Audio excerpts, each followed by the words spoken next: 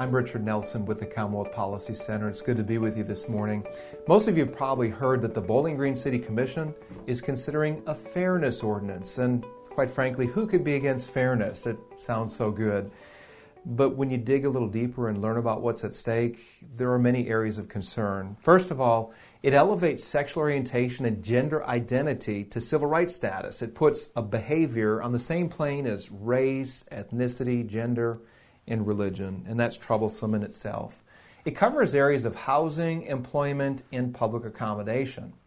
One of the problems for the Christian community is that this is putting into law a behavior that the Bible clearly says is sinful, and it protects that behavior, gives it special protected status.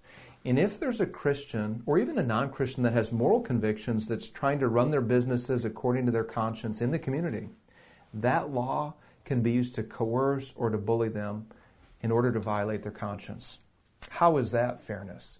Consider that in Lexington, Kentucky, Blaine Adamson, the owner of Hands On Originals, had one of these fairness ordinances used against him because he simply declined to fill a t-shirt order by an LGBT gay pride event. And Blaine said, hey, I can't do it, but I will find a similar company that will offer the same product at the same price. But they didn't accept that. Instead, they dragged him in front of the Lexington Human Rights Commission, and he was found guilty of violating their sexual orientation and gender identity law. Blaine has been in court for over 8 years. He's racked up over $500,000 in legal bills. And his case is at the state Supreme Court right now, waiting a verdict. In Elizabethtown, Kentucky, there's owners of a company named Urban Olive. It's a health food co-op.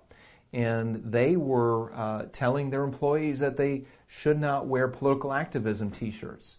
And the employees there took this before the Equal Employment Opportunity Commission and said, the owners of Urban Olive are violating our civil rights, our LGBT status. And right now, Urban Olive owners are facing a lawsuit. They're facing huge legal bills, and simply because they set the standard of dress in their own workplace. Now, how is that fair to them?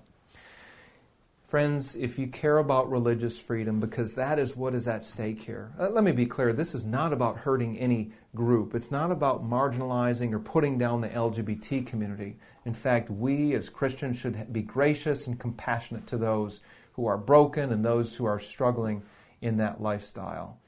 But at the same time, we shouldn't go along with laws that can be used to coerce and to bully, that are utterly unfair to the Christian community.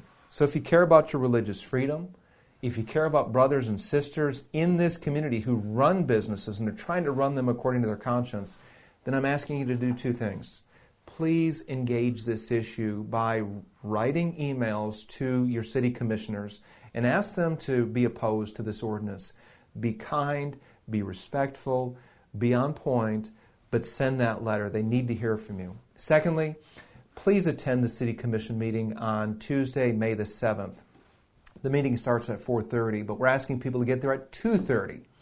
Please get there, take a seat, be in prayer throughout the meeting.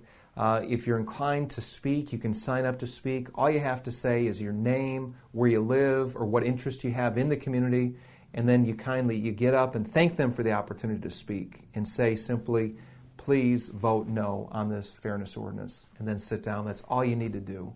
These are a couple things you can do to turn this vote around. These are a couple things you can do as members of the Christian community to promote true fairness. And you know what? We're for fairness, but we're for fairness for all.